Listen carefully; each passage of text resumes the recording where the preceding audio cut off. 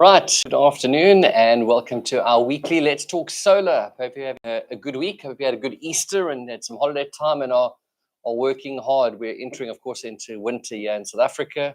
So things starting to change a little bit in terms of solar generation. Thanks for all your comments on our videos. We've been answering most of the questions through them. Many of you have emailed and we've sort of answered that, particularly on the geyser controller 2 weeks ago. Lots of interest on that product. Go and have a look there. The videos are available on our YouTube channel. Last week we spoke about pumping, an exciting opportunity really to save money, to use alternative sources of energy. Those videos are available for you as well. Today we want to talk about something that's coming up quite often these days with a market that's a little bit flooded. There's a lot of product in the market. People are trying to ask, how can one product be 5,000 Rand and one product be 20,000 Rand? How can they both be 5 kilowatt inverters with such big price differences? So I want to talk a little bit today about inverters that are low frequency, which is the Microcare inverter, and a typical Chinese high frequency inverter.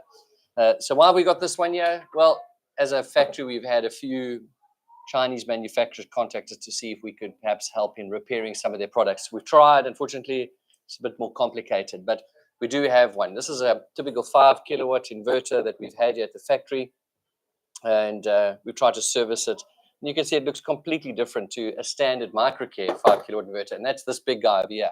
Unfortunately, I'm not strong enough to pick him up, but he's got the big transformer in there, the big power pack, the main motherboard, and all the accessories that go with it. So these two are essentially supposedly the same, but as you can see, they're not. So I want to talk a little bit to you today about the difference between a low frequency inverter and a high frequency inverter. I mean, how can they be the same? We tend to focus really on monetary value without really understanding what the technology is. And what we're seeing these days is that consumers are sort of starting to educate themselves and realize they're not the same. Many people have had this inverter and it lasts for a couple of years. These days, they've got some impressive warranties. But the reality is that when they fail, when they break down, there is no repair for them. It is a throwaway, unfortunately, where, as you can see recently, Microcare, we've offered a lifetime warranty on our transformers and all the structural stuff. And then we've, of course, got our lifetime support and service for the rest of the product.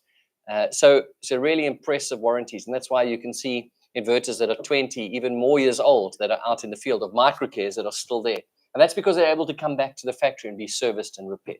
So let's quickly talk about some of the differences. I know we always focus on the financial things, but I want to talk about some of the technology and what are the main differences between low frequency inverter and a high frequency inverter. Obviously, this one's got a big transformer. This one's got a small transformer. And so because it's got this big transformer, it's robust, it's tough, it can tolerate the unusual spikes that we have in our grid, the voltage drops, the voltage spikes. This unusual grid that we have is very unique perhaps to South Africa, to Africa. And so you need a robust product that can handle that, can tolerate that. Where these tend to be quite sensitive to big changes. They typically come from markets where the grid is fairly stable, and these kind of products do well in those markets. But what we're seeing now is that some of them are really struggling. Some of them catch a light, unfortunately. And that's just because of this unusual grid fluctuations that we have here in South Africa. So these are very sensitive to large inrush of power. They switch off very quickly, and in some cases they've caught a light. Fortunately, that's on the rise at the moment, and that's because they're not really designed for our environment, South African environment, where the Microcare inverter, the low frequency inverters that are on the market, they've got this big cushion here, this big transformer.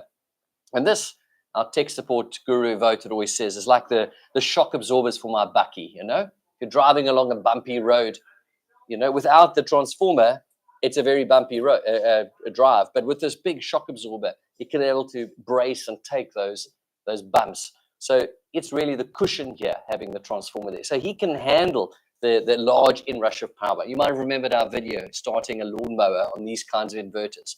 The Microcare inverter exceeding its rating, where the imported product, the high frequency inverter that was rated even higher than the lawnmower, couldn't keep it going. And that's because of that large rushing of current. And that's why these guys are normally rated in kVA. That's changed a bit now. I think the marketing has changed a little bit. In fact, I think all rules about how products are rated, 1 kilowatt being 1.2 kVA, that's all out the window now. Now you get all sorts of products. 5 kVA can be anything from 2 kilowatts to 4 kilowatts. Yeah, anything goes pretty much in the market these days. But typically, your high frequency inverters are rated in kVA, where your transformer base inverters are rated in kilowatts because it's true power. There's a power factor of 1 to 1 here.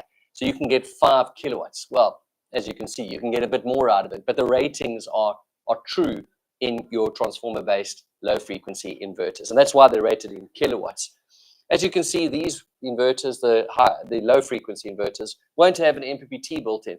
If you're going to see, I mean, this has got a big transformer. It's really performing its work. It's got a large power pack. That's why it's robust and can go for a long period of time. There's heat going through here that's been regulated and controlled. There are fans. It's designed for purpose. To put an MPPT in here would seem like the wrong thing to do. In fact, what we know from MPPTs, and we've done those videos before, is that they've got different kind of environments that they operate. They need their own temperature control, and that's why the Microcare MPPT is so efficient. Where your imported products, the MPPT is in here somewhere. It's built inside this product. And so you can imagine all the heat that's going on here relating to one another. And it's fairly small. It's very restricted to the kind of size that's needed. And there's no much modification. So you'll see typically the high frequency inverters have got some kind of built-in solar charger. And that MPPT, the maximum power point tracker, really is sort of hidden and lost in here. And its purposes are a little bit inefficient compared to what we're seeing with the Microcare unit. You'll often find, in fact, in the field, and we come across it quite a lot, your high-frequency inverter, your imported products often have an extra Microcare MPPT with it, and that's because the MPPT is so good. And it's really because this MPPT built into these products is fairly inefficient. People don't really see that until much later when they realize they're not getting as much power as they thought, where when it's separate, we'll see very high efficiencies. And we'll be looking at some of that in the weeks to come. We're going to look at monitoring and show you how powerful these separate MPPTs are. Some other differences between these products is that this product here is excellent in changing over from the grid. In fact, it's adjustable. 3, 5, 8 milliseconds, it can change over. So that's why they work so well on ATM machines and traffic light systems and other kind of server rooms where you've got sensitive equipment and you don't want to lose any power, where typically your high-frequency inverters are quite slow in their changeover, and that's why you often get power dips. I was at a B&B in Cape Town recently, and they had these dips all the time, and I asked the owner, what's going on? They said, no, the power was very dirty in Cape Town. I said, why don't you get an inverter? She said, we've got one. And she showed us her imported high-frequency inverter there, and it just simply couldn't handle the quick changeover. As the grid drops, it wasn't able to take over quick enough. And that's why insurance companies are sort of throwing their toys out the cot at the moment, because they're saying, guys, we're causing damage to these products. These inverters are simply not able to handle the robustness and the toughness that the voltage of the grid is supplying. That's why a transformer-based inverter is really a big plus there. And that means you can throw a generator straight into this guy. You can plug a generator straight in here. Whether it's really volatile and unusual waveforms, it can handle it. It's designed to handle that robustness of a generator, where please don't put a generator into your imported high-frequency inverters. They're simply not designed for that. And that's where we've often seen big problems with them. They're not designed to have a generator integrated into them. And then lastly, perhaps, there's fairly small chargers in here. You can see the size of these two units. I mean, this unit's got a fairly small charger in here. And that's why often when we have lots of load shedding, people often complain and say, listen, my inverter's not charging the battery quick enough for the next load shedding, which is coming really soon. But you can see this big guy over here has got a large charger in it. There's a large pack in here. And so you can actually adjust. In fact, most times he's probably going to charge too quick for the batteries that we're using. So you can actually derate this charger. You can tell him to slow down a little bit. So there's adjustable charge rates here. So there we go. That's some of the technical things between a high-frequency imported inverter and a low-frequency transformer-based inverter. This is what we manufacture. We will never put an MPPT into an inverter. We can see how inefficient that's become. I know it's a cheaper route and it might seem like a better thing to do, especially when it comes to the installation, but this is the more robust way to go. And that's why we've been doing this for 34 years. So I hope that helps. A little bit of difference between high frequency, your imported ones typically, and your low frequency, your transformer-based inverters. Price is one thing, but I think price per kilogram, I think we're getting more value out of the Microcare unit. All right, let us know if you have any questions. We're here to assist you, help you understand a little bit about the technology that you've got. It's becoming more and more part of our everyday life. As always, please like, share, and subscribe. And we look forward to sharing some more of our local manufacturing stories with you on our YouTube channel. Check out microcare.co.za for more information. Cheers, everybody.